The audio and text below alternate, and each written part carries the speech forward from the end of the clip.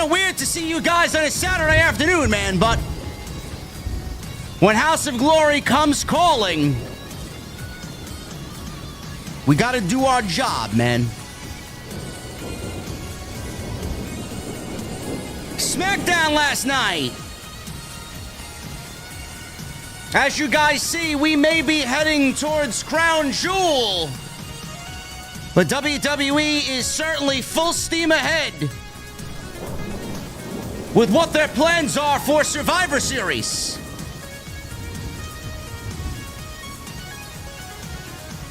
Solo Sikoa greeted last night by Jey Uso. And they got the ball rolling on how potentially Jey Uso is going to lose that Intercontinental Championship on Monday to Braun Breaker. At the same time, Roman wants to get the family back together. Jey wants nothing to do with the family. And Solo Sikoa stood tall last night as Roman was destroyed. We're going to talk about all of the major Bloodline segments, plus the Motor Cityy Machine Guns debuted, which caused a little bit of indifference on social media. We'll talk about that today.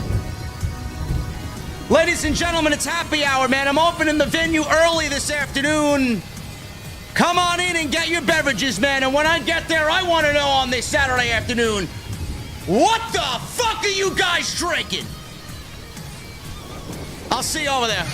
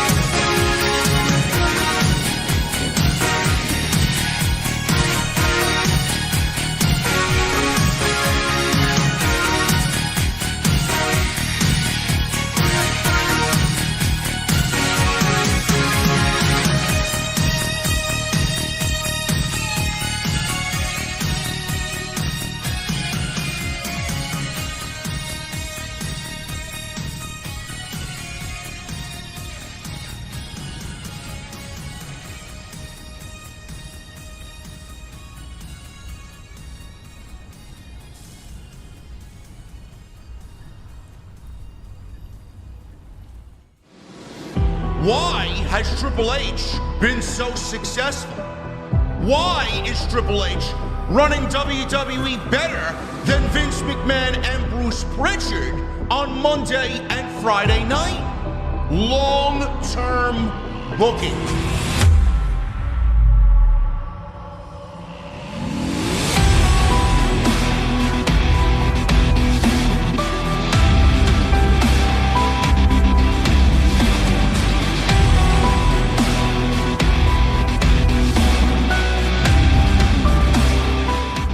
What is going on, guys? Thank you so very much for joining me right here on Off the Script. This is your Friday Night SmackDown post show for October 18th, 2024. I am your host, JD from New York. As always, coming to you live from the OTS venue inside my mother's basement. Thank you guys so very much for joining me on your Saturday afternoons, wherever you may be. Little bit different today, as the Solid Monster and I had House of Glory last night, and we were live on Triller TV Plus, powered by Fight. We were live in Queens at the NYC Arena for House of Glory Salvation. Very good show last night. We had Nick Nemeth come on in, the current TNA champion. He went one-on-one for the very first time against El Hijo del Vikingo. And that was a great match. Great to see Vikingo back in action. First match in North America since he tore his meniscus back in February. We had those two go at it. And then we had Mike Santana defend the HOG World Championship against Masato Tanaka, ECW legend. Masato Tanaka, 51 years old. And man, when they say age is just a number, it is certainly just that. The guy was fucking incredible last night. And he brought Mike Santana to a great match. But Mike Santana delivers nothing but great matches. Stop sleeping on Mike Santana. Future TNA World Heavyweight Champion is Mike Santana. Great show last night. We also had the reemergence of Enzo Amore, man, and he did the whole shtick.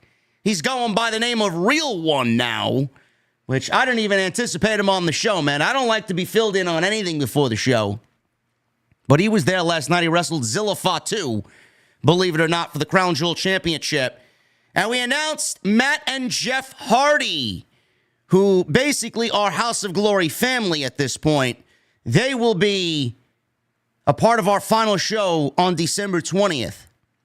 Live from the NYC Arena. It is going to be our anniversary show. So that is going to be a great time as well as we close out a great 2024. So if you guys were wondering why I wasn't live last night, that is the reason why Jason and I do the House of Glory commentary. And if you did tune in to Trillo TV Plus to hear us, we appreciate you. Thank you very much. And if you guys came up to us at the show, thank you guys very much. We really appreciate all of your support. But I did catch up on SmackDown last night. As soon as I got home, sat right in this chair with a nice cold beverage, and I caught up quickly on SmackDown, watched the entire show, which I wish I could consume SmackDown on a weekly basis the way that I do when I have a House of Glory show on Friday. I literally watch it with no commercials. So it was a nice, easy, breezy watch. And it was a very storyline-driven show. And mostly to do with the Bloodline. You see where they're going with the Bloodline. I don't have to tell you guys. You're smart enough to know where they're going and the story that they are telling. The one thing that I want to touch upon first is the Jey Uso and Solo Sikoa interaction. They opened the show. We'll get into detail about what was actually said in a little bit. But the interaction between Jey Uso and Solo Sikoa was a very interesting one. And it definitely ended the way that I saw it. The way that it ended was, it sounds like, it looks like, it feels like that whatever Jey Uso is feeling towards Solo Sikoa, the fact that Solo Sikoa welcomed him into the Bloodline, welcome him into his version of the Bloodline, still family. Join me. I am now the real tribal chief. Jey did not want to acknowledge Solo Sikoa as the tribal chief. Jey was very leery about what Solo Sikoa was doing. They left off on opposite sides of the fence. And I feel like whatever we saw on Friday night, it will absolutely play into the outcome of the Jey Uso and Braun Breaker match on Monday when they battle it out as Jey Uso puts the Intercontinental Championship on the line against Braun Breaker. I presume in the main event of Monday Night Raw, because I do think that will be a big closing angle for Monday night. Jey Uso and what we saw last night basically forwarded the story of him needing family and wanting to be with family because his other family, Solo, is going to screw him out of the Intercontinental Championship. Jacob Fatu, Tamatonga, Tangaloa, they're all going to be present on Monday night to screw Jey Uso out of the Intercontinental Championship, which will then get the ball rolling for Jey Uso to realize that family is really broken. What Roman said last night at the end of SmackDown is legitimate. Family is broken. We cannot get the family back together with the current situation that we have with the Bloodline, and Jey Uso is going to realize that because he's going to feel it firsthand on Monday when they cost him the Intercontinental Championship. That's what I got. I don't know what you guys saw, but that's what I saw. Fast forward to the end of the show, Roman basically told Solo that he acknowledges him. He was forced to acknowledge Solo Sikoa, but Solo said, no, that's not enough. That's not enough. And at the end of the show, it was Roman getting beat down by the Bloodline, and Roman and what he said about family being broken absolutely ended up being correct. It was true by the end of the night. I have two problems. I have two problems with what we got on SmackDown. One that's just very in your face, and the other is just lazy. Jey Uso all of a sudden showed up on Friday Night SmackDown. We were not given a heads up. We were watching SmackDown. All of a sudden, the crowd was going crazy. Everybody was yeeting all over the place. He walks down through the crowd. He gets in the ring. He does his entire act. And everybody acts like it's not a problem. I need to know, and I'm pretty confident that we weren't given a heads up at all the last couple of weeks. I need to know why we are being so laxed with the brand split rules. Nowhere did we hear from Nick Aldis. Nowhere did we hear from Adam Pearce. Nowhere did we hear from Michael Cole or Corey Graves or Wade Barrett or Joe Tessitore. Nowhere was it stated verbally why Raw superstars can show up on SmackDown and why SmackDown superstars can show up on Raw. Did we all of a sudden go back in time to when Vince operated under the brand split? Why are we operating as if, oh, Crown Jewel has these Crown Jewel championship matches? It will be the Monday Night Raw World Champion against the Friday Night SmackDown World Champion. And the same thing for the women. The brand split rules could be relaxed. We don't really need to give an explanation. I think everybody is pretty well aware of what's going on. So instead of just treating everybody like an idiot, let's go out there and assume that they know what's going on. No. All of a sudden, we've just given way to brand split rules and nothing matters anymore. All because we're going to Saudi Arabia and we got this fucking absolute worthless piece of shit, ugly looking title that people are fighting over. Now, all of a sudden, the brand split rules are laxed and nobody really cares about the brand split until Crown Jewel's over with. And then we'll start building towards Survivor Series and everything goes back to normal. Why? Why is Jey Uso on SmackDown when he's a Raw guy? He's the Intercontinental Champion, mind you. That is a title specific to Raw. But he gets to show up on Friday Night SmackDown because Saudi. Why is that? Why were we not given an explanation as to why those guys can show up on Friday and why Friday guys can show up on Monday? I need an explanation. You know, pro wrestling promoters and pro wrestling companies, man, they get away with so much murder, and fans don't ask questions. You ask questions about WWE, you got the WWE elitists. Oh, why don't you stop watching? You question anything about what Tony Khan's doing. Why don't you stop watching? You hate the company. Am I not allowed to ask questions? Or do you genuinely like your intelligence insulted? And do you genuinely enjoy Tony Khan and Triple H treating you like a blithering fucking idiot? Because I know I don't. We need to fix that. All because it's Saudi and we have champion versus champion, Raw versus SmackDown. I'm going to need a little bit more of an explanation as to what's going on instead of, well, yeah, we got this going on, man. Listen, if you're Raw, you can show up on Friday night, man. It's all right. It's all right. Doors open to everybody. No, it doesn't work that way. Doesn't work that way at all. The second thing that I have a problem with, I don't know who's writing these shows. I don't know who's mapping things out and planning things out. I feel like I'm in a fucking constant state of rerun on WWE television. I'm going to need WWE to step up their game when it comes to a show-ending angle, especially when it comes to the Bloodline. I feel like for the last 6 months, we got the same ending on repeat. Jey Uso goes out, Bloodline beatdown. Paul Heyman goes out, Bloodline beatdown. Roman Reigns comes back, Bloodline beatdown. Roman Reigns last night, Bloodline beatdown. And they all mirror each other in the same way, except sometimes it's through the announce table and sometimes it's just all four of them beating up one Bloodline member in the middle of the ring.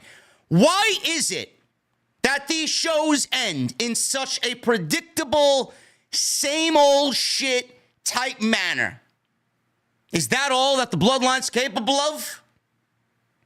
The Bloodline is so adamant that Solo Sikoa is the tribal chief and that Roman Reigns is now the pretender to the throne. Instead of coming up with something a little bit more, I don't know, different, instead of coming up with something a little bit more, I don't know, we haven't done this same ending for the last 6 fucking months. Why don't we try to book the ending of SmackDown in a way where it feels different than the last fucking 16 weeks? Why is it that when we get a Bloodline segment ending the show that it always ends in the same way? Does nobody have a problem with that? Oh, man, they dragged Jey Uso from the back. Oh, man, they delivered a Samoan spike and a spear to Roman Reigns. That's it, guys. We're going to go off the air. We'll see you next week. How does that elicit any fucking excitement? How? Can you come up with a different scenario? Maybe a different environment? Maybe in the backstage area? Maybe in the fucking parking lot? Maybe Roman's getting into his fucking rent-a-car and they beat the shit out of him right then and there and leave him a bloody mess. I mean, what is with everything having to be in the ring? And then it's the most tame, most lame, most choreographed, scripted ending of SmackDown where they deliver a Samoan spike and a spear and Jacob Fatu delivers a super kick and then Solo Sikoa puts on the Ula Fala and they raise the one in the air and then the closing credits come up. Paul Levesque and Lee Fitting. Yeah, we'll see you next week, man. That's the level of creativity that we've kind of settled on for Friday Night Smack. Or am I losing my fucking mind? Or am I losing my mind? Or better yet, other side of the fence, AEW tribalists. I'd love to see you clip this shit. Oh, but JD is always so soft. On Triple H, the ending sucks. Do better.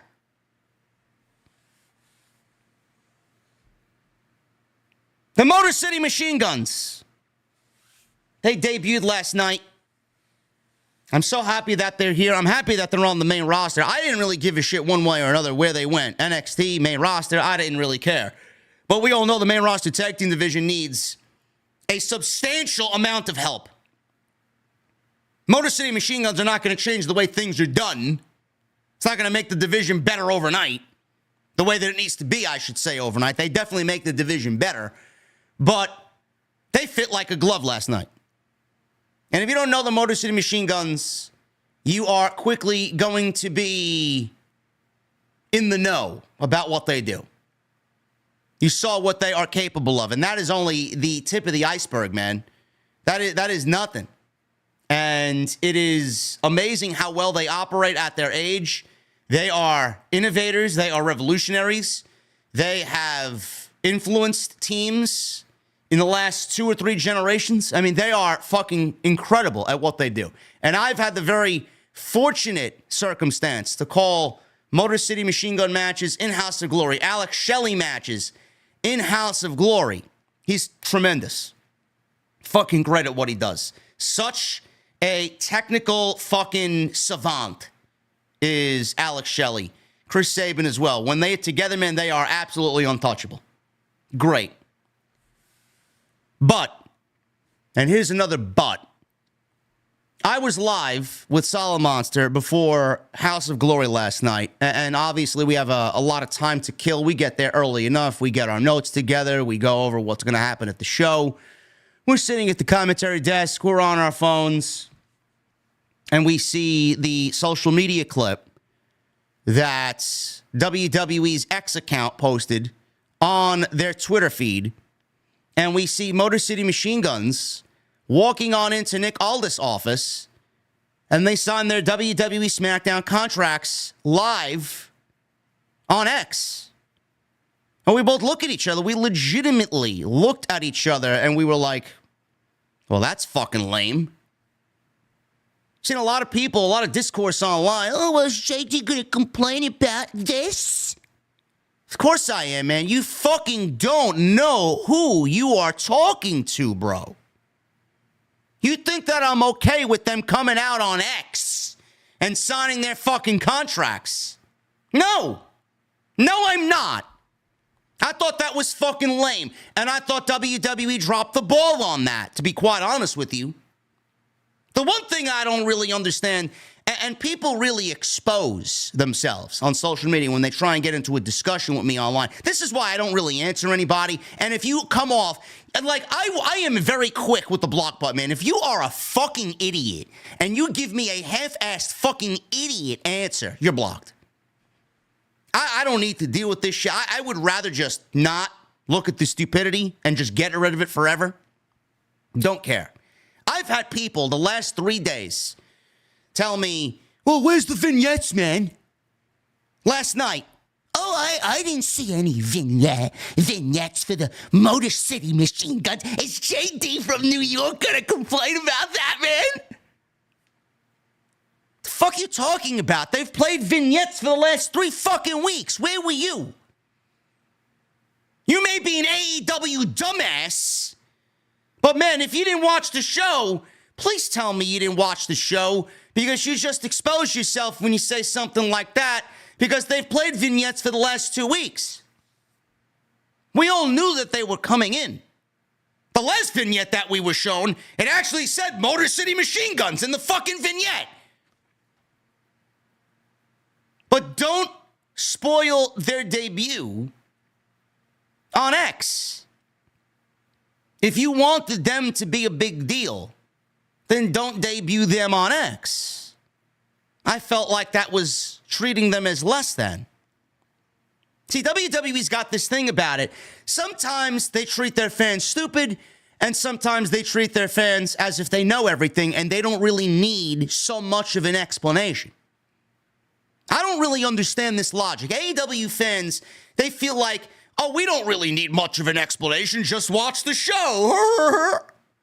Meanwhile, that's exactly why AEW creatively is failing, because they don't really cater to a casual audience like they should be. They cater to the fucking 400,000 that continuously watch their show and eat the bullshit that Tony Khan serves them up. But at the end of the day, Tony Khan is legitimately treating you like a fucking idiot because of the way he's booking the show. Logic gaps everywhere, blah, blah, blah, blah, blah. Nothing makes sense. WWE sometimes does that same thing, and then sometimes they treat you as if, oh, you know everything. You don't really need that much of an explanation. No, you don't take the Motor Cityy Machine Guns and just throw them out on X and have them sign their fucking contract on social media when this audience is not really privy to who they are yet. They should have come out. The vignettes were fine. I'm glad that they do the vignettes. We should see more vignettes about who's coming and who's this being teased. But they should have been on the show or interviewed last week by Nick Aldis to sign their contracts last week on television, then to debut this week. I thought they went about that all wrong. I didn't like that at all. And for all the people saying that they came out and didn't get much of a reaction, I mean, what do you expect for Motor Cityy Machine Guns who have worked Indies and TNA most of their career? I think a lot of people know who they are. The WWE audience is vast. These people don't watch anything else. They just watch WWE. They just consume WWE. A lot of those people in attendance last night was the first time that they've consumed Motor Cityy Machine Guns. But the more performances you get like they got last night with Motor Cityy Machine Guns on SmackDown, it's not going to take very long for them to be fan favorites from the WWE audience. I'm not worried about that at all. But you got to set them up for success. You can't showcase them on social media. You can't go out there and just send them out into the deep end of the pool expecting that everybody's going to know about them. We need to physically hear why they're here, why they've joined WWE at this stage of their careers, what their goals are. Set them up so that we, the fans, could be emotionally invested in who these new guys are, why they're here, and join them on their journey as they now embark on their later run in WWE, which will probably be their last run for both of their careers. That's what needs to be done.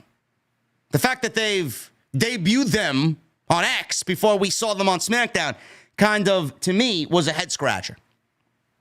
We're going to go over SmackDown. We got a lot to talk about, guys. I appreciate you joining me here on this Saturday afternoon. Make sure you hit that thumbs up down below. We got 1,600 people in here, man. I'd love to see you guys at least today. Being that this is a off day for me streaming. Usually we're live on Friday night. I'd love to see 750 likes in the chat. If you guys can do that for me, I would really appreciate it. Super chats are open. Get them on in. We'll hang out at the end of the show. Hit that subscribe button down below. Turn on the bell for notifications. Go check out all of the other videos on the channel. Plenty of it. We're going to have a busy month of October, guys, so stay tuned to the channel. Lots of content coming. Streams. You guys know I'll be here Monday, Tuesday, Wednesday, Friday next week. Going to be a big week, man. Monday's going to be a big Raw. Friday's going to be a big SmackDown next week from New York City. Jason and I will be live on Tuesday Night Titans. Episode 70 on Tuesday. And then Jesse and I will be live on Wednesday for AEW Dynamite and the follow-up to what was a very lackluster show on Wednesday. So make sure you guys hit that subscribe button. Follow me on social. Stay in the know with OTS. Memberships are open as well. Get them on in. Always accepting new channel members right here on the podcast. And tonight's show is sponsored by my great friends over at Blue Chew. BlueChew.com. Code JD at checkout. All you guys need to do is pay the $5 shipping and handling. And shout out to my friends over on Twitch. Thank you guys very much for joining me on Twitch, man. Appreciate you guys very much. First time chat from 315 Sillyhead. I was at the show. Very fun. First time chat, Big Puppy Pig, JD the GOAT. Thank you guys very much.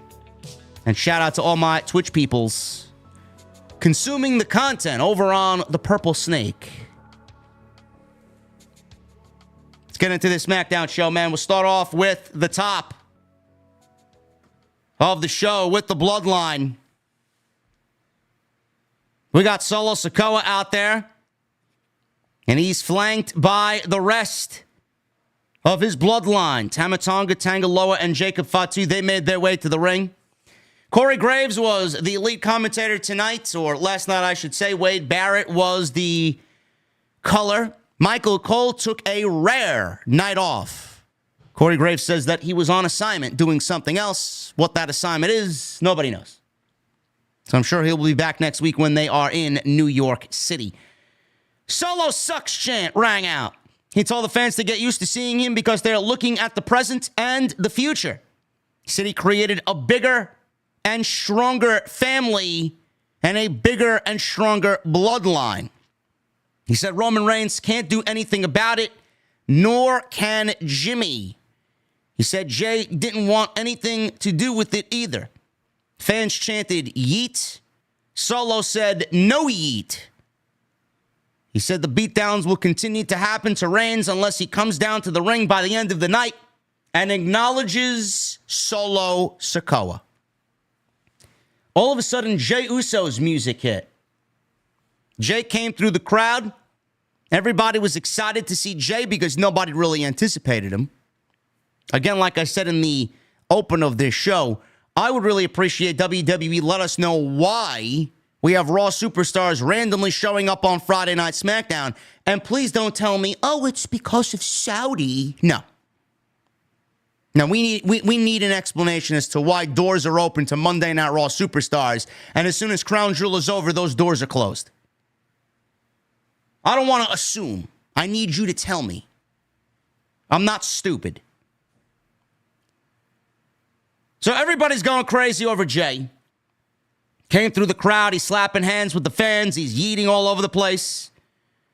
He gets into the ring. Jey told Solo that he wasn't out there to fight him because he still loves his little brother.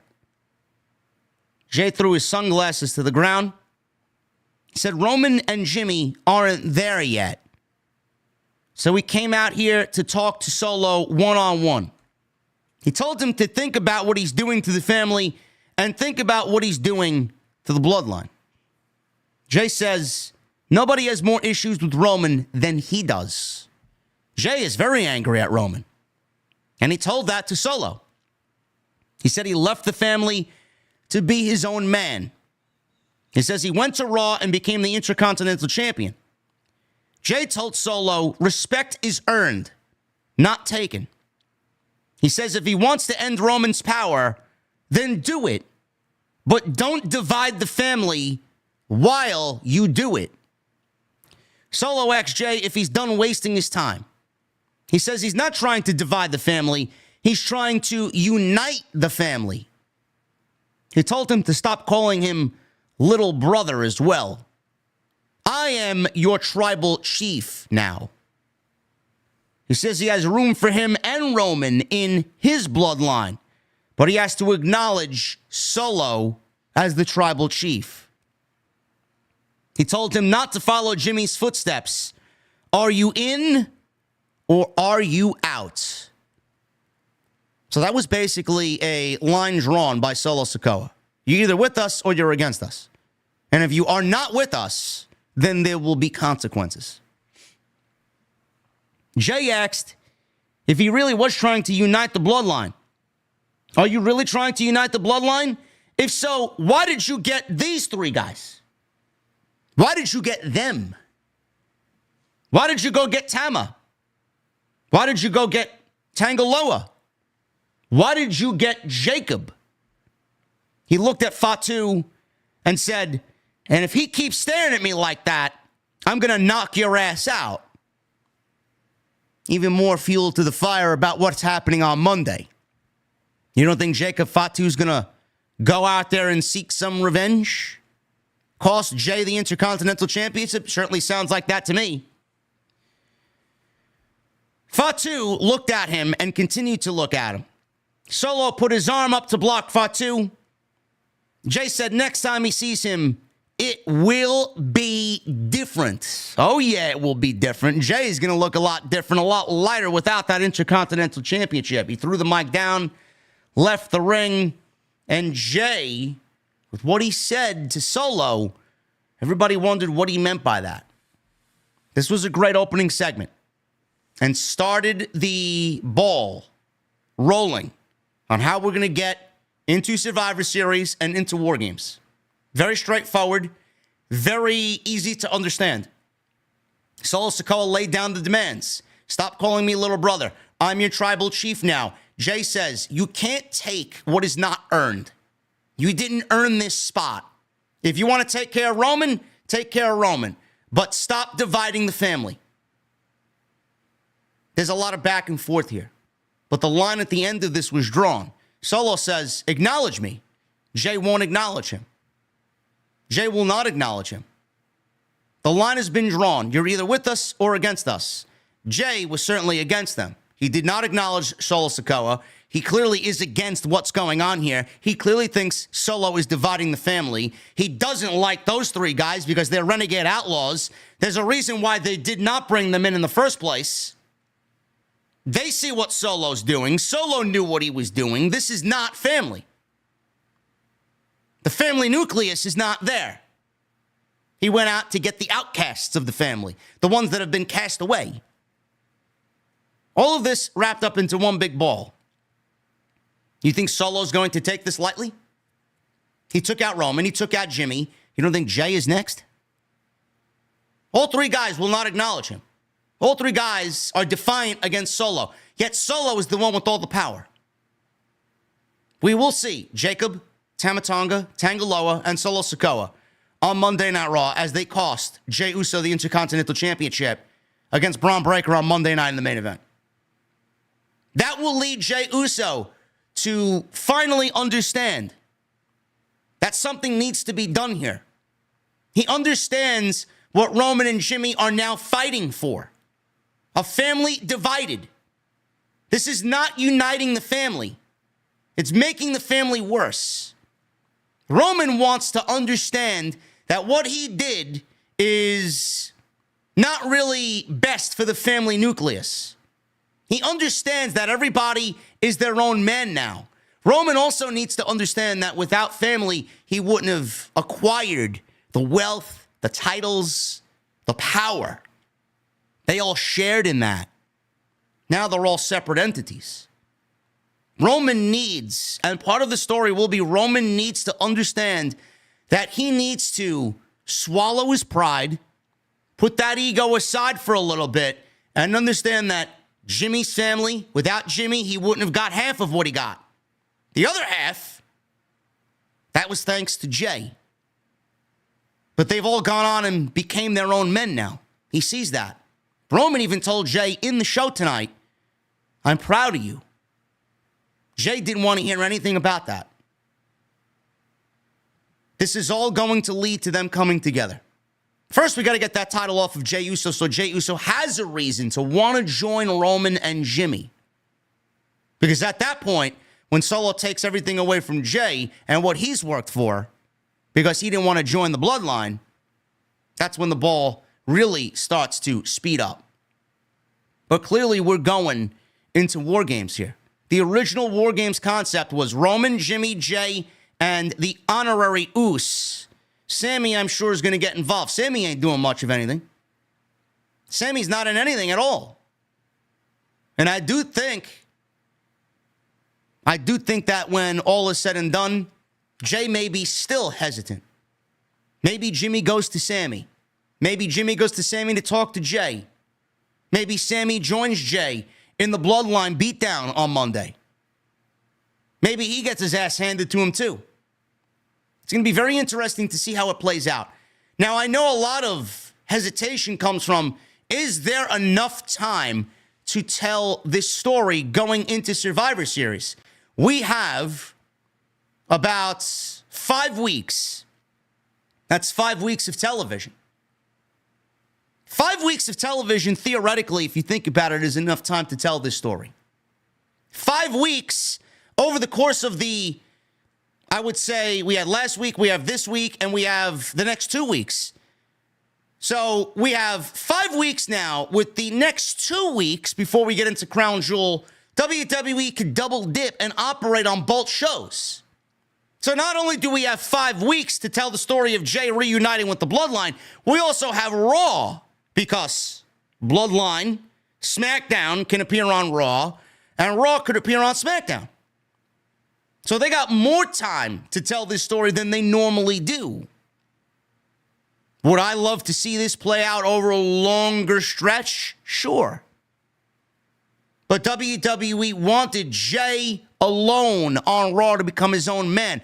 I think part of the story here, part of what makes the story really emotional and really rich, is the fact that Jey did go over to Raw and separated himself from the Bloodline, separated himself from his family to do his own thing.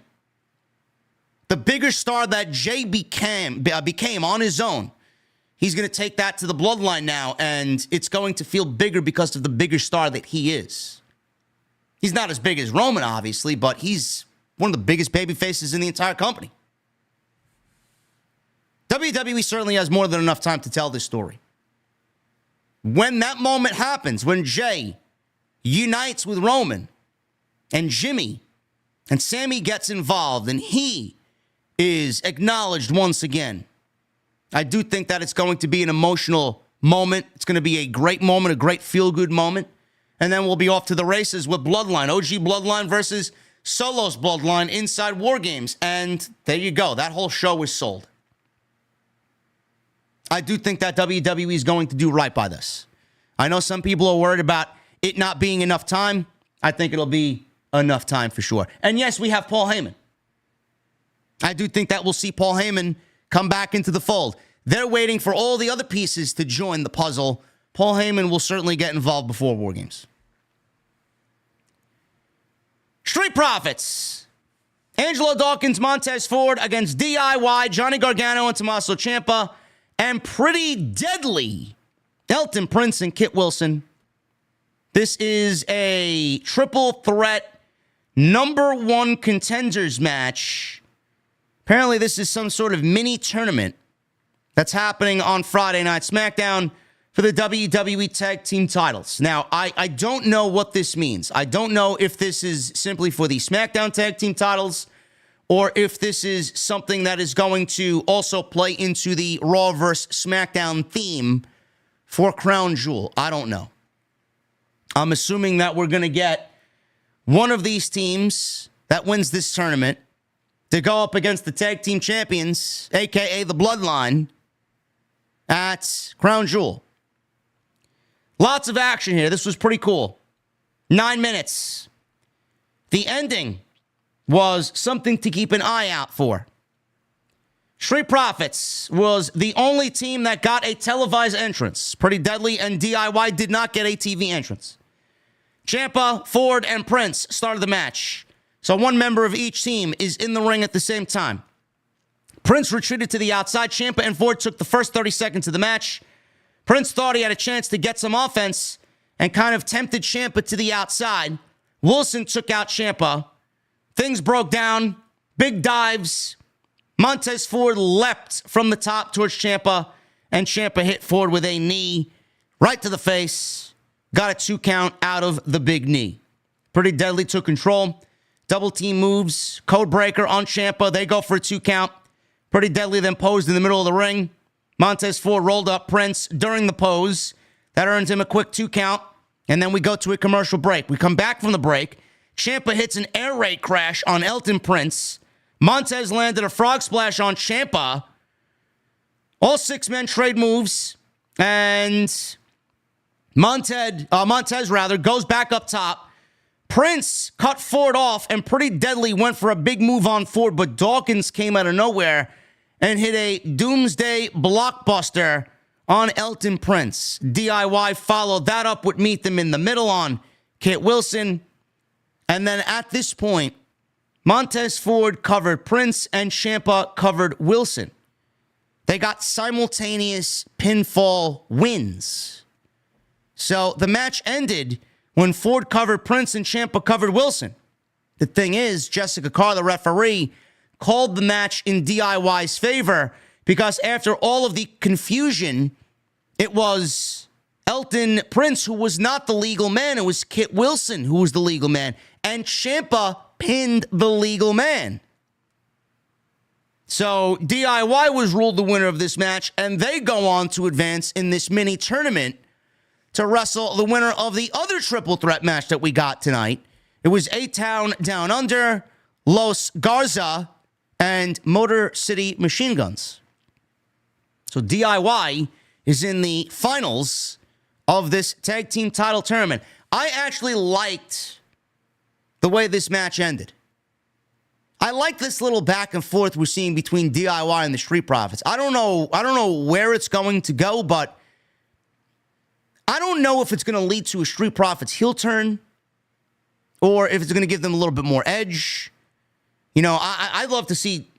I don't know if DIY is capable of being heel. I know Champ is capable of being heel. Johnny Gargano, listen, I can't even say that because they both played very good heels in their time during NXT. I don't know if one of these two teams is going to go heel, but I do like the competition between both. And that definitely was showcased here between Street Profits and DIY. But DIY got the victory, and they're waiting the winner of the next match. And the winner of that match, I presume, would get the tag team title match against the Bloodline. So it's going to be interesting to see how WWE plays that out. An SUV pulled up backstage. Out comes Roman Reigns and Jimmy Uso. All of a sudden, they get out, and Jey Uso is walking through the backstage area. He glared at Roman, started to walk away. Roman quickly grabbed his arm, preventing him from walking away. And he looks at Jey Uso and says, "I'm proud of you. We all are." Jey looks at Roman and says, "Man, no yeet." He walks away. So it is definitely a story that they're trying to really kind of drag out and slow burn it, with Jey needing to get on board with Roman. He needs a reason to. Right now, he doesn't have a reason to. Right now, he's got his Intercontinental Championship. He's his own man. He's finding success. He doesn't need his family. But when his family, the other side of the family, gets involved and takes everything away from him, he will certainly have a reason to look at Roman and finally discuss how we get family back together. So I thought that was a much-needed segment between Roman and Jey. It didn't last long, but it was effective enough to really give you a feeling that Jey does not want to talk to him because Jey does not need to talk to him. And after all that Roman did to Jey, and Jey to stand on his own, he's a prideful human being. Any man in Jey's shoes would look at Roman after all the shit that Roman did to Jey and say, "Man, no yeet," and walk away. Nia Jax. She was shown talking on the phone with somebody, Tiffany Stratton, I believe it was, in Nick Aldis's office. Nia Jax had Tiffany Stratton on the phone, and Tiffany was apparently sick, and therefore she wasn't in the building. Nia Jax tried to say her tag team match was canceled as a result of her partner not being able to make it. Aldis said, no, the match is not canceled because Nia Jax, you have a whole roster. A very deep roster, he says. False. It is not deep. So you have to find somebody else. Candice LeRae walked in with Indy Hartwell. We haven't seen them on TV in many, many weeks. LeRae offered her services, and Nick Aldis booked the tag team match. So it was Nia Jax and Candice LeRae against Bayley and Naomi. Kind of an oddball pairing, but here we are. Piper Niven. She went one-on-one with Lash Legend. Can someone please explain to me why we are getting Lash Legend on WWE TV 2 weeks in a row? Is something going on that I'm not really aware of? It's actually starting to concern me. I don't really know what WWE's got planned, but I found this little nugget of information. WWE reportedly sees main roster potential in NXT's Meta 4. Who? Yes. NXT's Meta 4.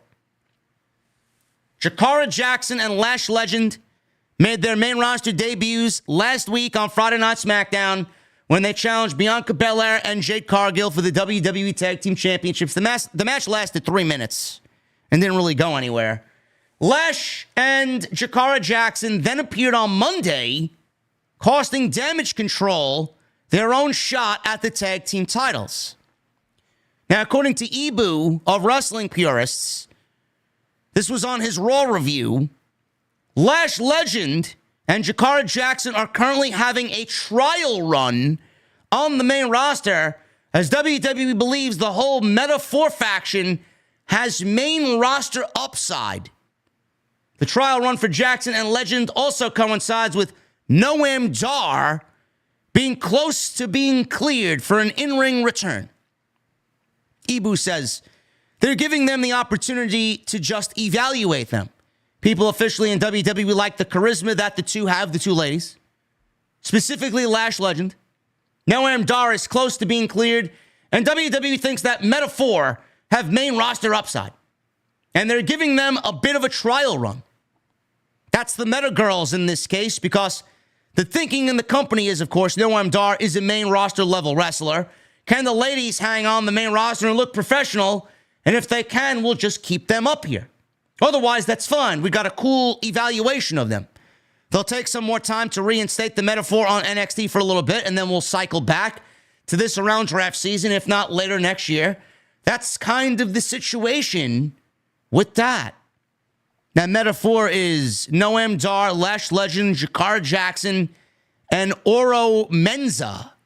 They've been together since May 2023 and established themselves as a popular act on NXT, which I found them to be cringy the first day that I saw them.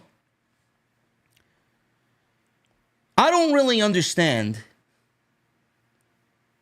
why WWE is in so desperate need of Meta-4 to be involved on the main roster. This is what NXT is for. You evaluate them on NXT. You evaluate them in dark matches or evaluate them on house shows. You don't evaluate them on the main roster knowing that they're clearly not ready for the main roster. In fact, Meta-4 is not a main roster act. It's not.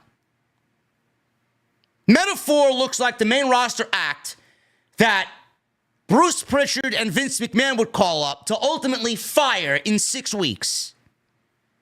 That's what they remind me of.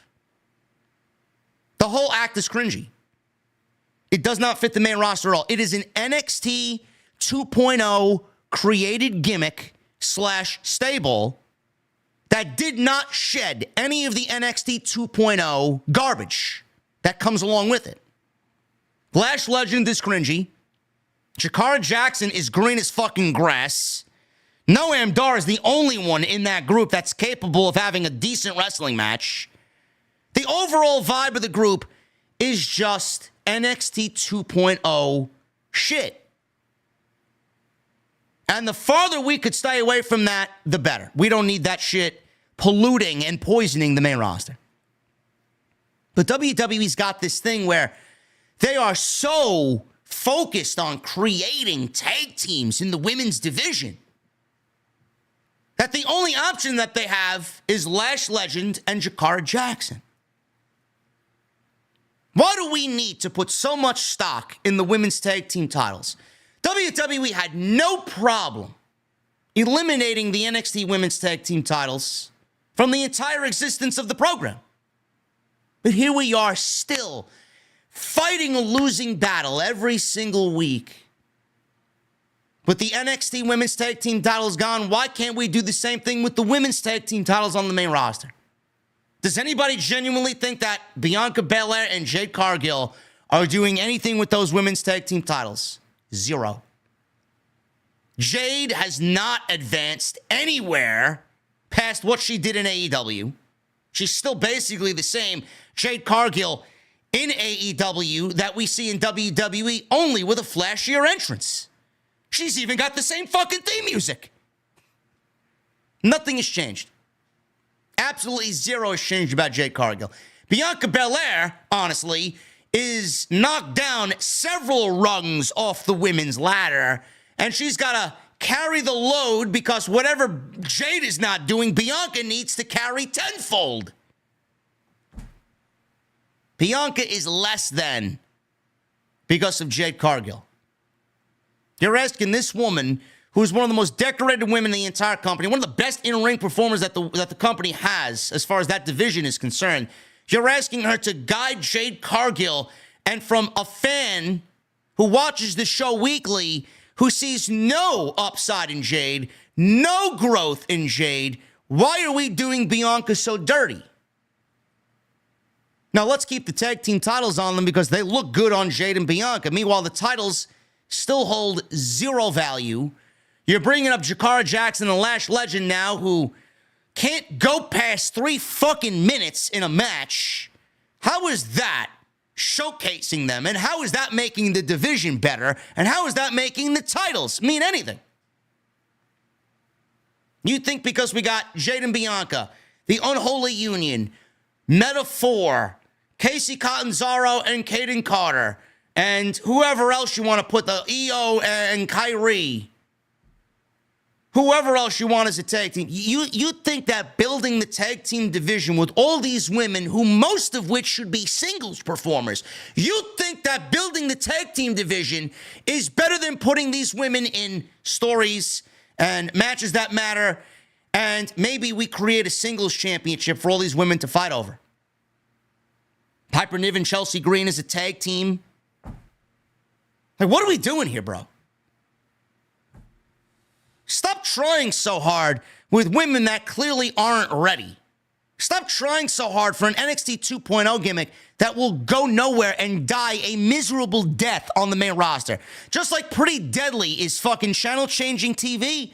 Metaphor, I guarantee you, man, mark my words, you see one Metaphor sit-down segment like they've done on NXT, you will pick up the remote control faster than you could fucking breathe. Garbage. 3 minutes. They're really trying with Lash Legend. They are really trying with Lash Legend. I don't see it. Lash Legend is basically Jade Cargill without the Instagram following. What does she do that I need to be impressed by? Oh man, she's a big, strong woman who picked up Piper Niven. Like, we haven't seen that with Jade Cargill before. Like, we didn't see Jade Cargill dump Nia Jax out in the Royal Rumble and body slam Nia Jax with ease. Like, what are we doing? And we haven't seen who picked up Bianca Belair carried Otis on her fucking shoulders into the ring. I'm supposed to be impressed by Lash Legend picking up Piper Niven? So forced, man. Why is everything so forced? I don't get it. I don't really understand it. Jade and Bianca, they were shown in the crowd. They were watching this match. They are the tag team champions looking at potential opponents for their titles. Lash pushed Niven to begin the match. Niven shoved Lash Legend back. Legend hit the ropes, ran into Niven, who didn't move. Niven ran the ropes, took Legend down. Niven went for a splash. Lash moved and hit Niven with a big pump kick and a big splash of her own for a 1 count. Niven caught Lash and slammed her down before landing a running senton. She then went for a cannonball in the corner, but Lash moved out of the way. Hits Niven with a couple of strikes. She then tried to lift Piper. She couldn't do it. Niven headbutted Lash. Legend ultimately body slammed Piper Niven, which popped the crowd. Chelsea Green and Jakara Jackson are brawling on the outside for whatever reason, which distracted Lash Legend enough for Piper Niven to get the upper hand. Niven went for a big splash. Lash moved out of the way. And Lash Legend, I will say, she hit this move on Piper Niven. I don't know what it's called, but it looked very impressive. And she picked her up, and it looked very good. That was the only part of the match I actually liked. The 3 seconds that it took to pin her. 1, 2, 3, and Lash Legend wins. I don't really get it. I don't really understand it. Maybe I'm missing something. Just like the people that tell me to watch NXT weekly. I mean, this week's show was fucking awful. I don't know what you guys are telling me to watch. JD, maybe you should move TNT to Thursday. No. We're not moving TNT off of Tuesday. Make the fuck out of here. Give me a break, man. NXT is largely awful television with sprinkles of greatness thrown in there. Come on. I don't get what Lash Legend brings to the table. I don't know why we need her on the main roster. Things need to be done on the women's side of things to make the division feel special. These tag team titles, to me, are absolutely just waste of TV time. It's a waste of TV air. Roman Reigns is backstage with Jimmy. Jimmy tried to impersonate Paul Heyman. He tried to make Roman laugh. He tried to ease the situation with Jey by bringing some comedic relief to the situation. Roman was annoyed. Jimmy tried to convince Roman to talk to Jey. Roman said, if the wise man was here, this would have already been taken care of. Roman says he's going to fix it later tonight. Jimmy asked Roman, how are you going to do that? Roman says, I'm going to acknowledge Solo Sikoa. And things got serious there for a little bit because he knows he doesn't want to, but he has to.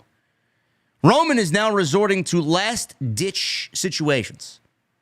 He physically said he was going to acknowledge Solo Sikoa in hopes of bringing the family back together. That's how desperate Roman is right now. Crown Jewel Championship was shown. Corey Graves hyped this up as if it was the biggest thing ever. This is not the real Crown Jewel Championship. The real Crown Jewel Champion is Zilla Fatu inside House of Glory. First of all, I'm going to take a break from the actual stream here. Why are we benching so many people today, man? What's going on? I don't really see what's going on. Why are people getting benched, and why do we have a problem on this Saturday stream, man? Is there nothing else to do?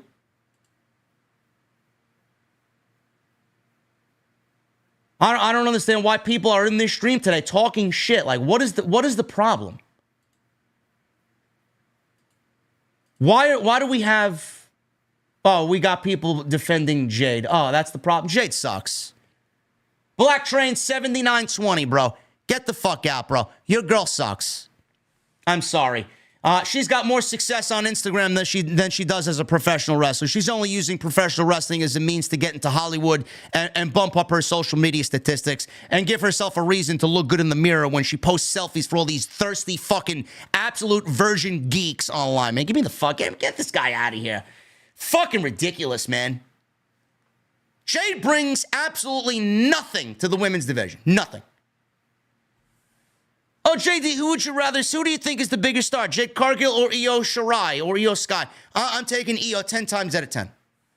Nobody wants to see Jade on television, man. Absolutely manufactured, forced garbage that we're forced to just take every single week.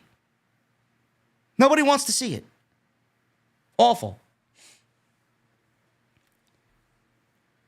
Apparently, Corey Graves says the Crown Jewel Championship has 900 pounds of gold in it. This thing was legitimately carried around in a fucking briefcase secured by fucking CIA agents. Cody Rhodes. He comes out to cut a promo. Crowd's chanting Cody. Cody lets everybody know that there are people in the upper decks. And he's pointing out all the rows that have fans in it. You know, correct me if I'm wrong, guys. Cody Rhodes has been doing this for the last 2 weeks. This seems to me, and I have no problem with this whatsoever, this seems to be a slight knock on AEW's lack of attendance, where they run 15,000 seat venues and they only draw 1,500 people. Man, you could see the 3 rows filled with people. And the hard camera side completely empty, man, like a fucking deserted ghost town. And there's no people above because they blocked off the entire venue. He's been doing that lately. I see you guys up there.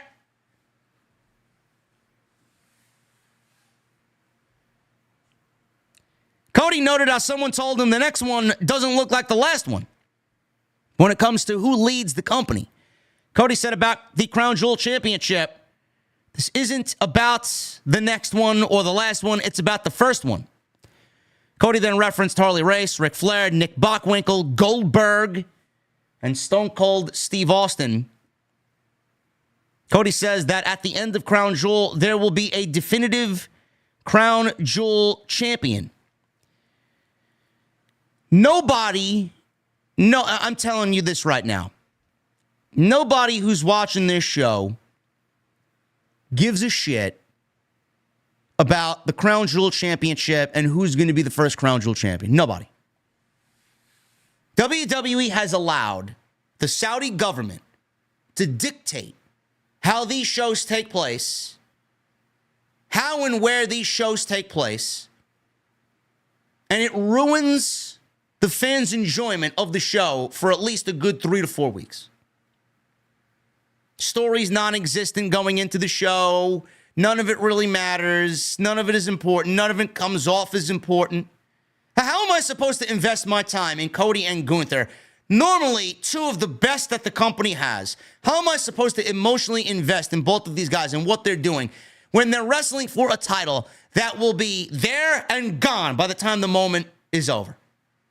By the time the show is over. We all know that it's for this show, for this night, and then by the time they travel back to the States, it's over. How am I supposed to care about that? So if Cody or Gunther wins the Crown Jewel Championship, this is my question. Has anybody asked this question? If one of these guys is crowned Crown Jewel Champion, and none of them are champions going into next November's Crown Jewel in 2025, are they going to go into that show defending the Crown Jewel Championship, being that they were crowned the first Crown Jewel Champion? Or is it just a title that is given to who the champions are at the current time we get to the show? Is anybody asking that question? So that makes me care about it even less. So Gunther and Cody are wrestling for it this year. Next year, it could be CM Punk and Kevin Owens. Could be Randy Orton and AJ Styles, for all I fucking know. If Gunther and Cody Rhodes are crowned Crown Jewel champion, and we get two different champions next year going into Crown Jewel, are we going to crown a new Crown Jewel champion? Or is the guy who won it this year going to take it into next year's show and defend it? I don't know. Why do I care? Why do I need to care? It's my question. Why? See, these Saudi shows, this deal, WWE's going to make their money. WWE's going to make their money however they see fit, man. Good for them. But man, oh man, the fact that they put a price on how their television show feels so unimportant for this stretch of 3, 4, 5 weeks, man, it is fucking sad that we have to sit here through this 5-week stretch and feel like, oh man, it's only 5 weeks. We got to get through it, man. We'll get through it. As soon as we get through it, it'll be over and we'll be on to survive. Imagine suffering. Oh, it only exists for these 5 weeks. We just have to get through it. Imagine saying that about something that you genuinely enjoy watching on a weekly. We just got to get through it.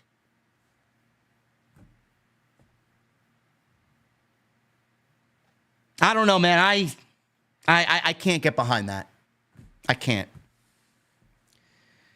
He said, what if Harley Race fought Bruno Sammartino or Nick Bockwinkel fought Ric Flair? What if Goldberg fought Steve Austin? None of these names have anything to do with Cody Rhodes and Gunther. No way Cody Rhodes and Gunther live up to any of these names. I get what you're saying, though. He said, when matches like that happen, the outcomes weren't definitive. He said, Crown Jewel will end with a definitive champion. He says he wouldn't disparage Gunther. He praised the glamour of the belt, calling it one of the most beautiful design belts in the sport's history. He says he and pro wrestling fans have gotten to know each other. He said he wanted to take the John Cena schedule when he came back to WWE. He says he took the schedule and added to it. He says he has paid a price and he isn't done paying that price. He said the real reason he thinks he's leaving Crown Jewel as champion is his daughter. He says he needs her to know that when the bones turned to dust, he was the first Crown Jewel champion. I need her to know you play the game not to lose, but you play the game to win. He says he'd like to talk to Gunther next week about this situation and ask him what he wants to talk about. Thanks, Cody. You made me feel absolutely, and listen, Cody is a great storyteller. Cody's a master storyteller. He's one of the best in the business. You got zero emotional investment from me or anybody else here. Is it going to be a great match? Absolutely. This is a match that I had on the list of matches that I want to see in WWE, for sure. When the time called for it and the time came and they were on the same brand, absolutely. Gunther and Cody, the American Nightmare versus the guy who just emits foreign villain in Gunther. Now they're wrestling because it's Raw vs. SmackDown. They're wrestling because it's Saudi. And they're wrestling because WWE needs to pander to the Saudi government because they want their shows to feel different than everything else. Why was integrating your show happening over there, integrating your show into what the current storylines are? Was that a little bit too much to ask? Oh, but they paid for a belt with 900 fucking pounds of gold in it. They paid for the belt with 50 carats of diamonds in it. Fuck out of here. Who gives a fuck? Shit's ugly. They're not going to be carrying that fucking thing around. This did nothing to get me interested in Cody versus Gunther at Crown Jewel. We got a video message from Kevin Owens. He says he's been in WWE for just over 10 years. Honestly, it hasn't even been that long. Feels like it was yesterday. He says it's so unfair and ridiculous that he was asked to not go to SmackDown after what he did to Cody outside his tour bus after Bad Blood. He cited that there are all kinds of attacks and ambushes in WWE, and the reaction to jumping the Golden Boy outside his stupid bus was over the top. He said it really makes him ask himself just how appreciated and valued he is by WWE. He says he can live with that, but what he can't get over is what Randy Orton did to him. He said he cannot believe Orton betrayed him like that. He can't believe Orton sided with Cody. He says he would have never done that to him. He says he thought they were different. He says he can't believe he picked Cody over him. He says with everything that's happened, he's not sure if or when he can come back. Nick Aldis was shown on the phone. In walks Randy Orton. Orton says he wants to get his hands on KO after what he did to him last week. He wants Kevin Owens at Crown Jewel. Aldis says, I can't. Orton says, you didn't understand me. And then he starts raising his voice. I want Kevin Owens at Crown Jewel. I'm not asking you. I'm telling you. Nick Aldis says, Randy, I can't. No matter how much you want it, I can't do it. Orton asks, why? Because this demand is coming from above. This is above my pay grade. Orton said, I now know who I have to talk to. It's interesting. What does he mean by that? Is he going to Triple H? Are we going to see Triple H in this as an on-screen character?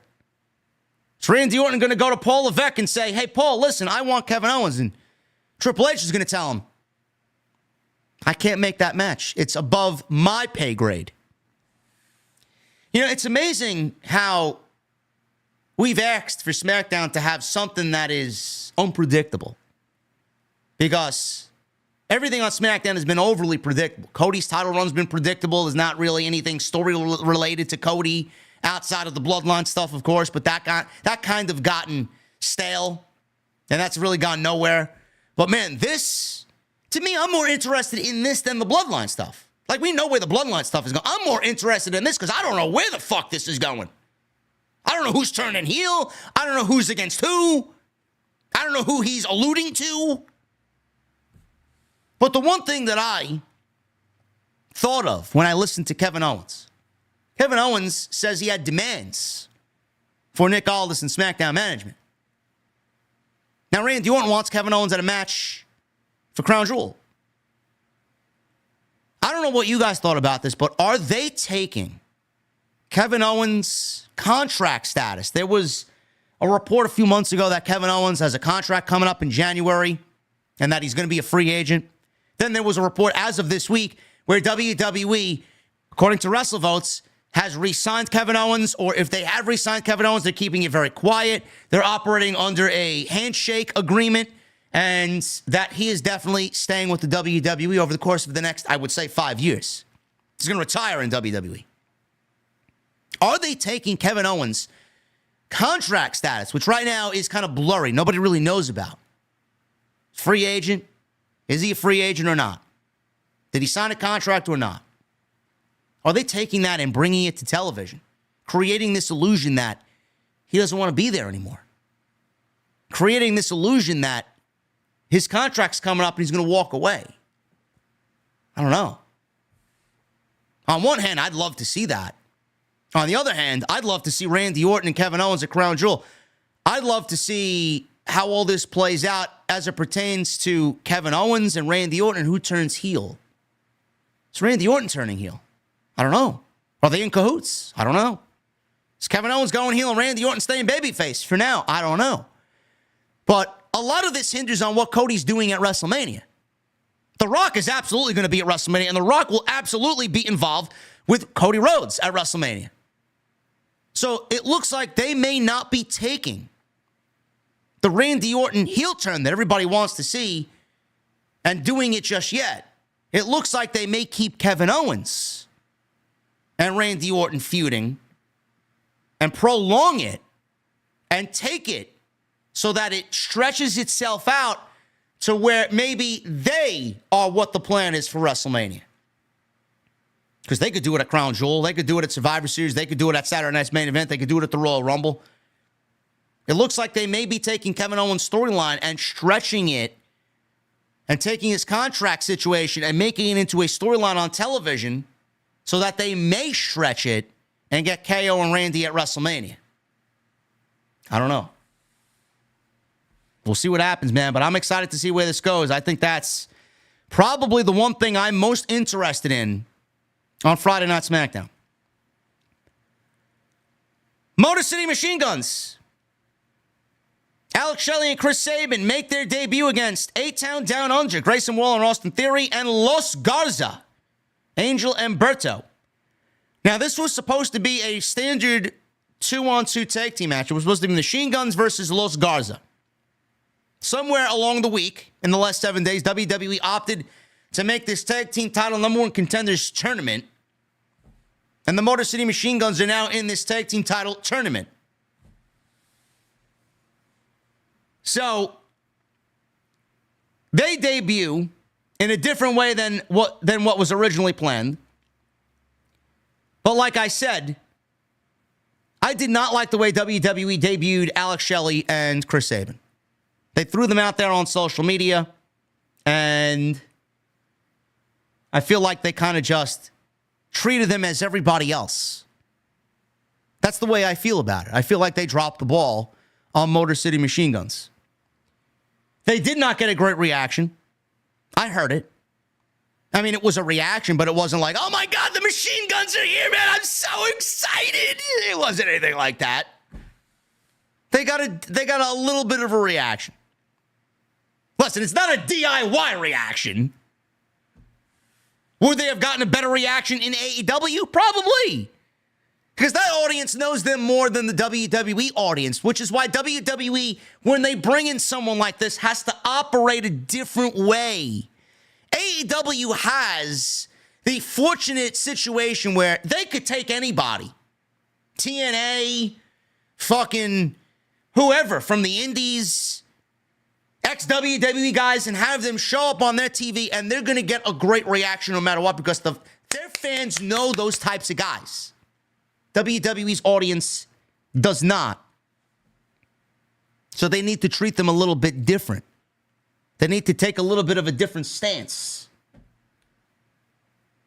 when they bring in somebody like the Motor Cityy Machine Guns. Their theme music is not it. Again, I don't know if this is a Def Rebel production, but man, listen. There was a report that said it was either their name or their theme music. I don't know why it can't be both. You are working actively with TNA. There's a TNA partnership. I don't know why we need to use Def Rebel in this case when there's an active partnership with TNA. You're working with TNA. You can't buy the rights to the TNA theme music that the Motor Cityy Machine Guns came out with so that people understand even more so who they are. That's them. No, let's give them the WWE fresh coat of paint and let's Def Rebel Motor Cityy Machine Guns. Lifeless, soulless, manufactured theme music. They try and kind of make it unique to fit the machine. But what the fuck is it? At the end of the fucking entrance, I'm asking, what is that? How does that pertain to the Motor Cityy Machine Guns? How does that resonate to me as the Motor Cityy Machine Guns?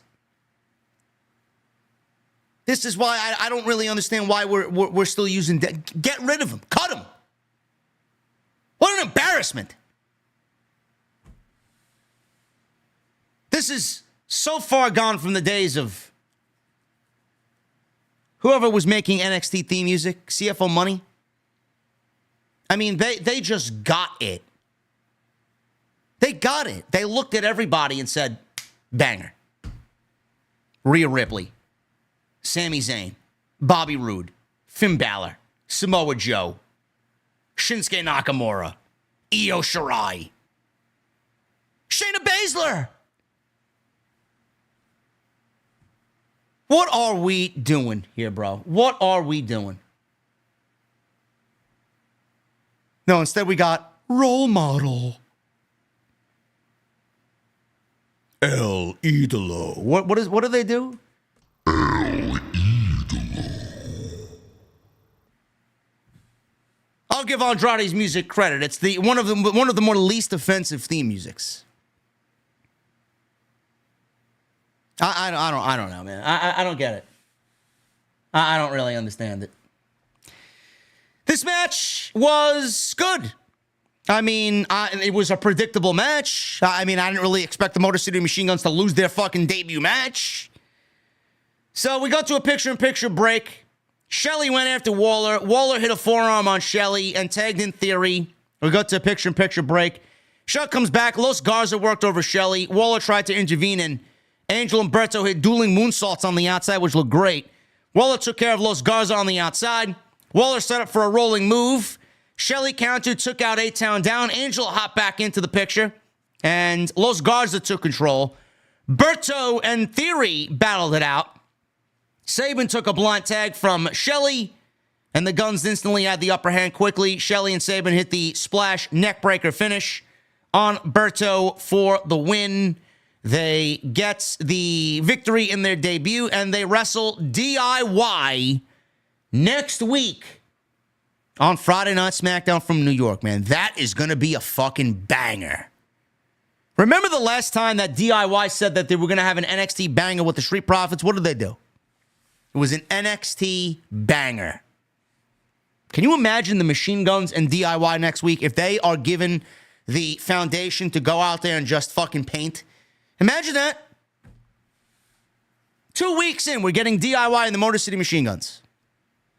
A little too soon for me, but listen, I'm not going to fucking complain.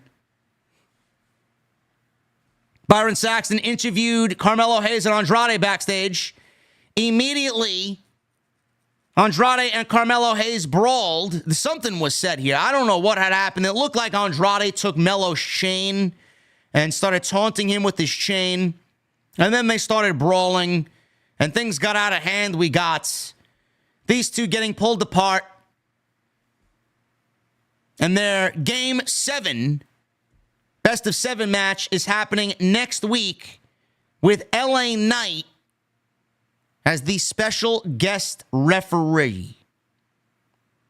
So that is going to happen on Friday Night SmackDown next week. Again, we got DIY and the Motor Cityy Machine Guns tag team match. Andrade and Melo, match 7 with LA Knight as the special ref. What a banger show next week, huh? Nia Jax and Candice LeRae against Bayley and Naomi. I'm surprised that Candice LeRae got some fucking love on this show, man. She got some love. She's the new Speed champion. We go to a commercial break. Nia Jax hit a spine buster and a senton on Naomi, which looked brutal. Go to a commercial break. Show came back. Bayley got the hot tag. Bayley came in to clean house with LeRae getting a lot of the offense here. Naomi hit a splash on Jax on the outside. Bayley ran into a forearm from LeRae. Candice then tried to climb the ropes. Bayley cut her off. Referee had her back turned. Indy Hartwell attacked Bayley and rolled Bayley into the ring. LeRae then landed the moonsault on Bayley. And Candice LeRae pins Bayley clean. Candice LeRae's been on television for months. People were shocked. But I tell you what, man, I'm watching this. I'm like, you want to create new stars? You want to get people up in the position that they need to be in, man? Candice LeRae pinning someone like Bayley on SmackDown is certainly going to start to establish that. Listen, man, we need women like Candice LeRae to get moving. She might not be the most exciting, and it might be too far gone with how she's been booked on the main roster, but if you want to create a serious threat in the eyes of the fans, and you want to create someone credible in the eyes of the fans, you're going to have Candice LeRae pin someone like Bayley. So the heels got the victory here, and Candice LeRae even said she wants Nia Jax in the championship. I don't know. We'll see what happens. Roman Reigns.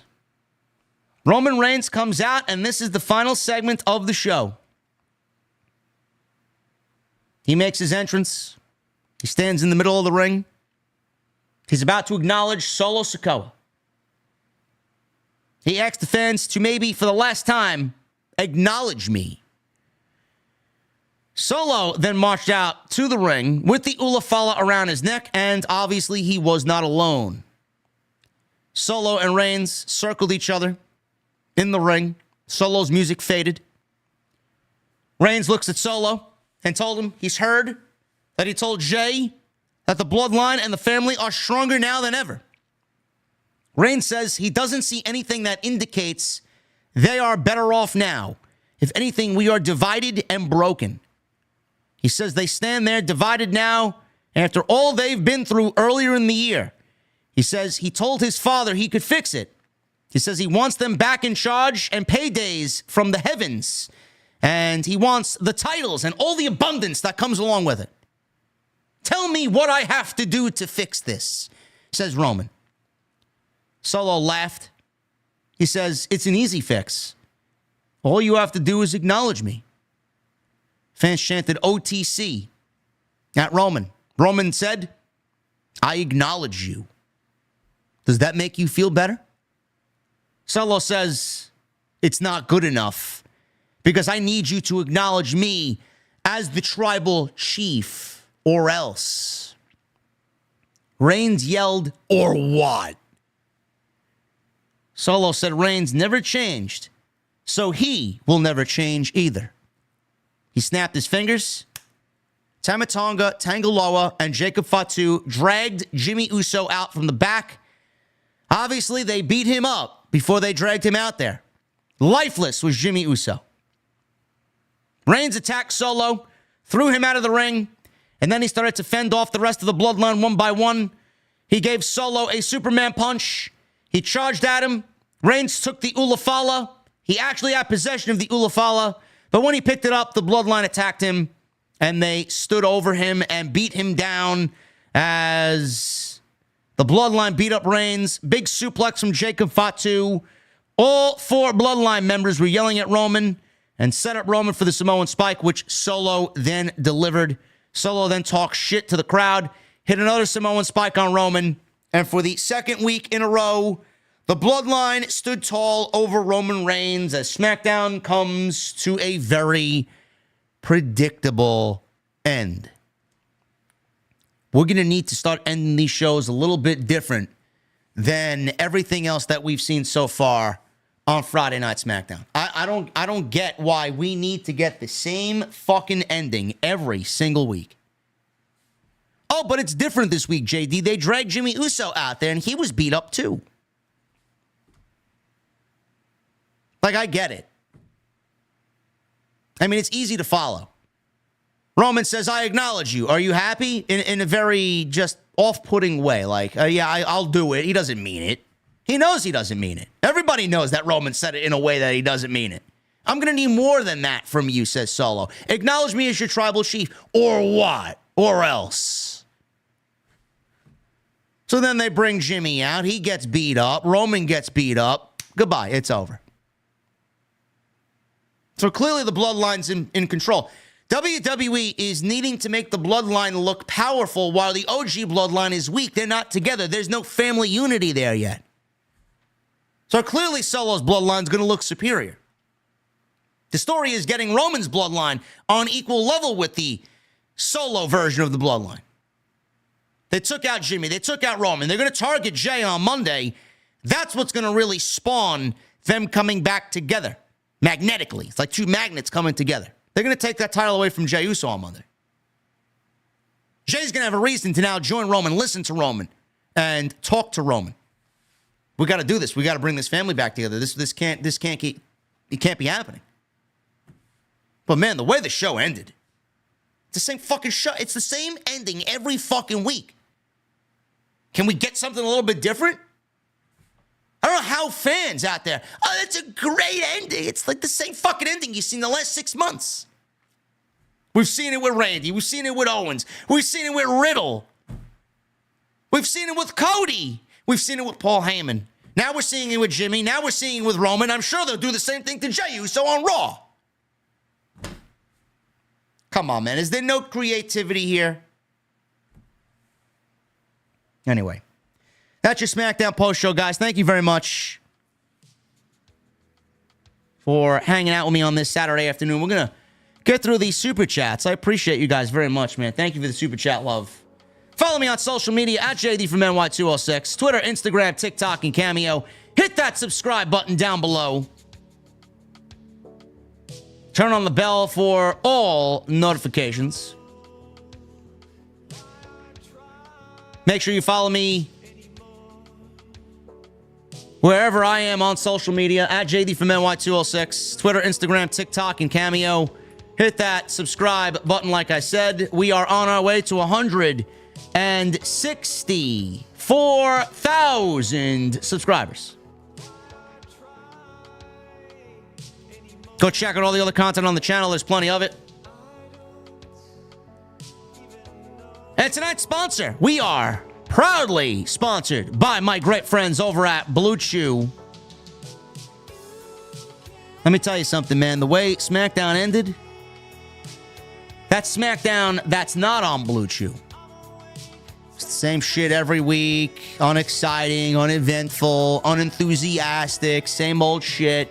You see, when you take a Blue Chew, you're going to have a very creative, substantial, different, exciting ending to SmackDown. It's the best way for me to put it, man. Don't be like SmackDown last night. Blue Chew is a unique online service that provides the same active ingredients as Viagra and Cialis, but at a fraction of the cost, and it comes in a chewable tablet. Process is very simple. You're going to sign up at BlueChew.com. You're going to consult with one of their online medical providers, and once you are approved, you're going to receive your prescription within days. There are no questions asked. There's no visits to the doctor's office. There's no waiting in line at the pharmacy. There's no awkward conversations. It's all done online. You can take them anytime, day or night. Be ready whenever that opportunity arises. And like I said, guys, first impressions are everything. I always mention good first impressions. Good first impressions are everything. No matter what you do in life, man. First date, first interview for a job that you're looking for. First impressions are everything. So why not make a good first impression and a great lasting impression? Sign up today, BlueChew.com. Get your free sample. Use that code JD at checkout. All you got to do is pay the $5 shipping and handling. Once again, that's code JD at checkout at BlueChew.com. Tone C. $5 super chat. Not too familiar with Motor Cityy Machine Guns, but if they're representing my city, I'll root for them. Well, they are all you got right now, Tone C, because the Tigers were eliminated from the AL playoffs. I think the Lions are playing good football, no? You got the Lions. You got the Lions and the Machine Guns, man. You can't go wrong. Siren, 22 months. Great show last night on House of Glory. Your play-by-play is some of my favorite calls in the business. You would be a good get for any company. OTS for life. Thank you, Siren. I put a lot of work into what I do, man.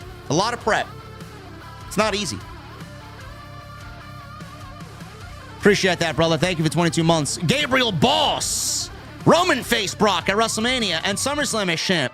But still, Brock entered last. That doesn't mean Brock was number one. The same goes for BB with Cody and Roman. Okay. Who cares about what happened at Bad Blood now, bro?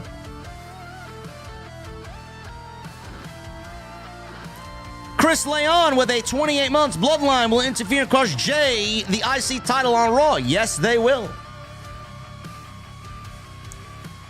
Christian Ladner with a 5. With all the money WWE has, they couldn't purchase the Motor Cityy Machine Gun theme from TNA. It was so much better than the trash we got last night. Hashtag OTS for life. Hashtag WAUGD. What does that mean? You got to explain that to this old head over here, Christian. Thank you, brother, for the 5. Leo with a new membership. Thank you, Leo. Mason the Legend with a $20 super chat. Let's fucking go. Number 1 podcaster for pro wrestling. Thank you, brother. I know I'm not, but thank you for the kind words, man. I appreciate that. Christian Ladner with a 5. Hey, JD, always love the reviews and everything you put out. This is my 31st birthday tomorrow. Gonna celebrate with a drink. Any recommendations? Christian, you can't go wrong with a great pumpkin spice or pumpkin ale beer. Anything would do. Something that you could readily find in your local supermarket. Shipyard has a great pumpkin ale. And Southern Tier Pumpkin is the best. By far.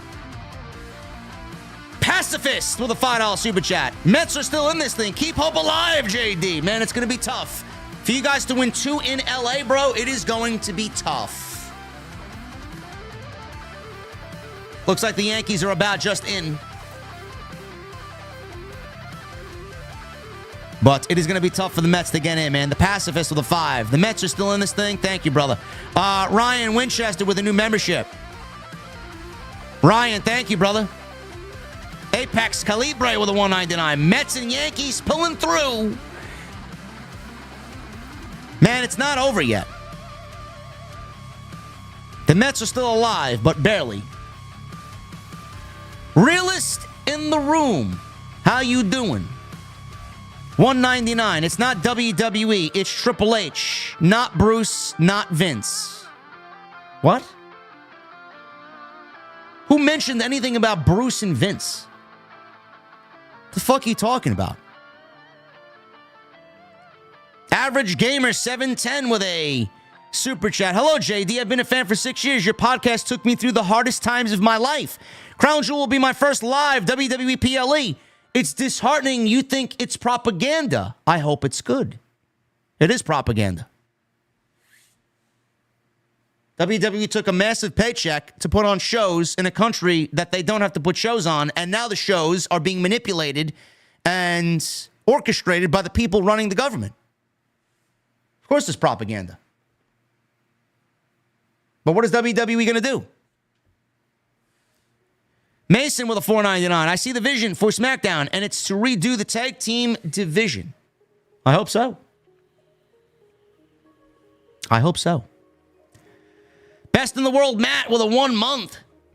Break out the White Claws. Keep doing you, JD, and being you. Blessings to all the OTS family here. Thank you, Matt.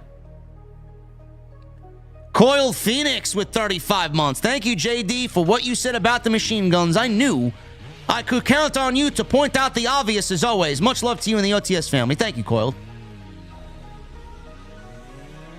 A lot of people tend to think that I don't think these things on social media and run with the narratives that I'm nothing more than a WWE apologist. But if they listen to what I actually do, I think a lot of people's opinions would change. Jeff with a 19.99. Thanks for making Saturday fun. Your OTS hoodie is fire. Needed something to keep me warm from AEW's cold booking. Thank you, Jeff. Appreciate that, bro. Comment of the night, by the way. Apex with a 199. I'm disappointed JDJ Roman feels rushed so far. Bro, we got 5 weeks. We got 5 weeks till Survivor Series.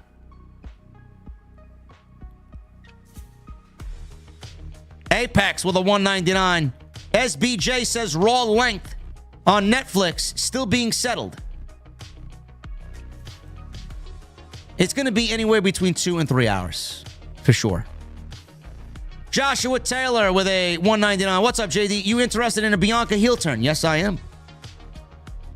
Though I think Jade is going to be the one that they turn heel. Or maybe not. I see WWE thinking that Jade may be the bigger babyface and the one to do PR. Bianca's already done that, so they may take a chance on Bianca going heel. I don't know. I wouldn't mind, though.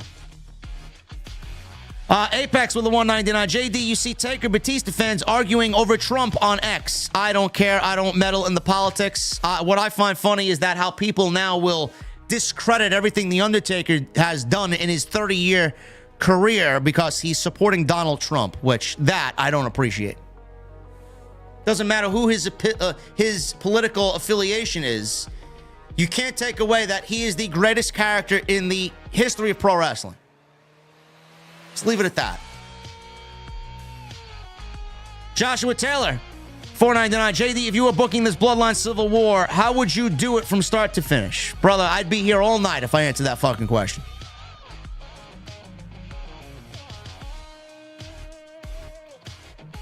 They're basically taking what I said earlier in the year and applying it to television. I do think The Rock is involved. I do think The Rock is involved big time. Francis Loop with a 5. Where's the rest of the SmackDown roster going? Where's it going down to make the save?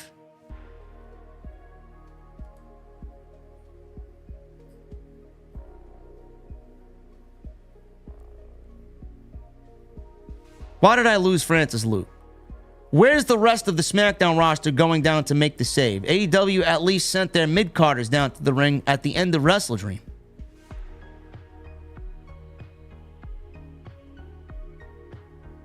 It's not that type of storyline. I don't know why you're confused. Mason with a 5 months. DIY versus Motor Cityy Machine Guns will cook. Yes, it will. Francis Loop, a brand-specific contract signing. Ridiculous. What does Nick Aldis own SmackDown? Did Adam Pearce get a chance to bid for their services? I don't know, man. You're asking questions well above my pay grade. MGM Bowling with 35 months. Sorry I missed House of Glory last night. My first show was Believe in the Glory. I vow to go to every show possible after seeing that banger in person. Hardy's in December. Yes. We will have the Hardy Boys in December. Michelle Moran with a 5. Roman must think highly of Sammy if Sammy is rejoining Roman's bloodline. And Roman needs to put family over the Ulafala if he wants Jey back. I got a shout out.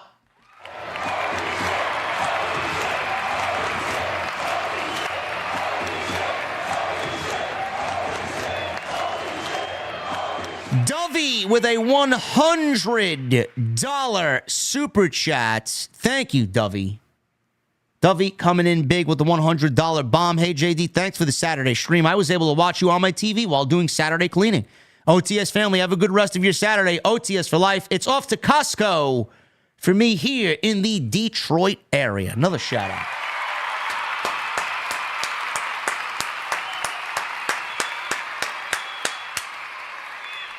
Thank you, Dovey. Appreciate you, as always. Criggy with an 8 months. Oh, my goodness. Criggy, what's going on, brother? He says, preach, brother. Thank you, man. I don't know what I'm preaching about, but I usually do preach. Francis Loop with a 5. This whole modern bloodline is Roman's fault. He should not have taken a 4-month vacation. He should have stayed and evolved it from that point. Well, if Roman didn't go away, then it wouldn't have given Solo the opportunity to turn the bloodline into his own. Jackie Boy with a $2 super chat. The only thing decent about Jade is her entrance. Yeah. The best thing about Jade is her theme music. Andrew Cool with a 199. You find the OTC chant annoying like the CEO chant? No. No, the OTC chant has nothing to do with his theme music. The CEO chant is in Mercedes' theme music. Jackie Boy with a 5. Crown Jewel Championship reminds me of the greatest Royal Rumble Championship. Didn't care then, don't care now. Do people even remember who won the greatest Royal Rumble? Yes, Braun Strowman. Braun Strowman did. Realist in the room, how you doing? 199. Cody B out there talking about nothing, to be honest. Yeah, his promo was not anything I was interested by. Also, he's a master heel promo. Babyface promo, Cody equals NyQuil. Phil with a 999. I didn't mind Motor Cityy Machine Guns being seen on Soldier because everyone already knew they were coming in. I felt like the presentation was great and they fit like a glove in the division. Plus, they were great in the ring. Yeah, there are a certain pocket of fans that feel like they kind of came off like everybody else, but hopefully that special feeling is still there. Next week, going on into the next week, and the week after that.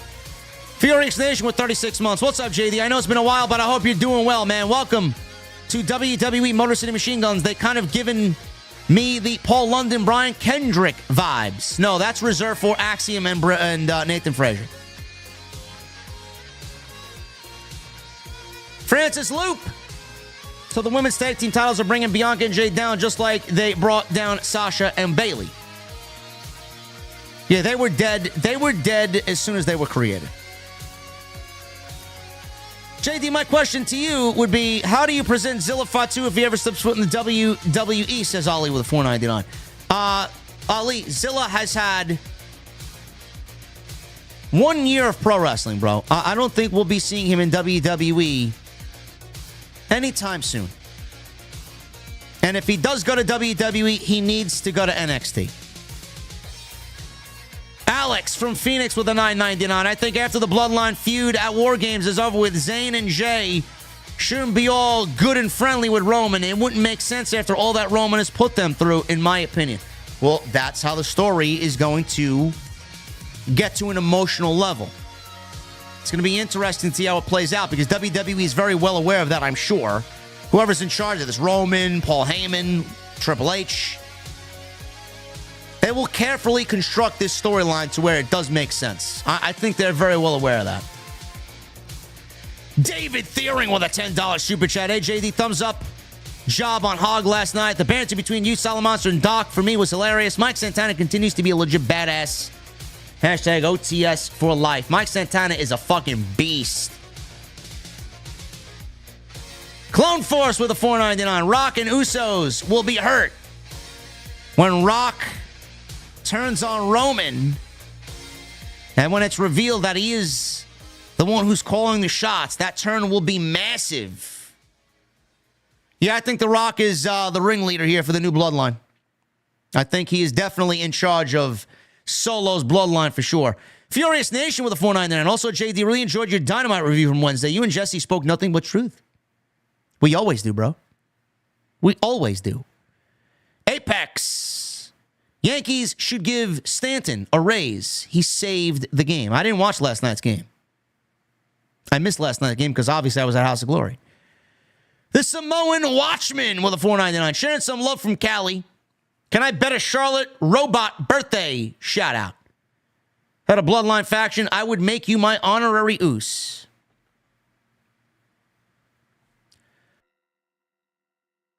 Samoan Wolfman, happy birthday from the Android, Charlotte Flair. God, I can't even imagine when she gets back to television. I can't. I don't want to see it. Omni Entertainment with a $5 super chat. How disappointed would you be if Roman rejoins the Bloodline like Hogan in the NWO? Yeah, that's not happening. Apex with a $1.99. So maybe it's Jey who gets Sammy to even out the odds. Sure. Maybe. Michael Liege with a $5 super chat. I'm going to keep saying it. Lash Legend is better than Jade. Yes, because Lash had training in NXT. That's why she's better than Jade. Mendelfs with a 29 months. I had no idea you'd be on today. My Fridays are weird sometimes, so I was going to listen to a replay sometime later than your live stream came up. Mendelfs, this is why it's always good to follow the social media account. Furious Nation with a $4.99. And also good on Bayley for putting over Candice LeRae. Bayley isn't one of those that's only in it for herself. Heard she looks up to Candice as well. Great. We need more like that in the division. And Gabriel Boss. At Bad Blood, you stated that because Roman came out last, it means he's above Cody. No, he's not. Cody's the guy WWE relies on a week-to-week basis. Roman is number one, Gabriel. I don't know why that's so difficult for you to understand. Roman's number one and Cody's number two, bro. It doesn't matter how often Roman's on television. Roman is number one and Cody is number two. And yes, it absolutely means what it means. Anyway, guys, thank you for a great stream. Appreciate you guys very much. Next time you see me will be on Monday. We'll be live for Monday Night Raw, man. Jey Uso versus Braun Breaker for the Intercontinental Championship. Should be a good one. Do we see Bloodline? I don't know. Thank you guys for everything, man. Appreciate you. Follow me on social media at JD from NY206. Twitter, Instagram, TikTok, and Cameo. Hit that subscribe button down below. Turn on the bell for notifications.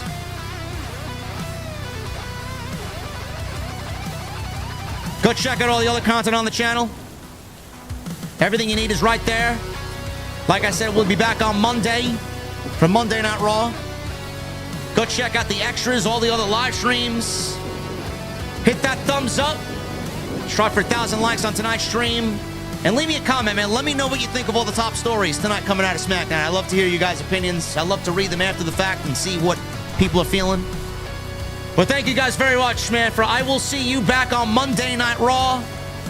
Live from the venue, right here on YouTube. Right here on Off the Script. I will see you guys later. Good luck to the Yankees, Cleveland, Mets, Dodgers. Who's going to make it out? I'll be watching. Have a great weekend, guys. I'll see you later.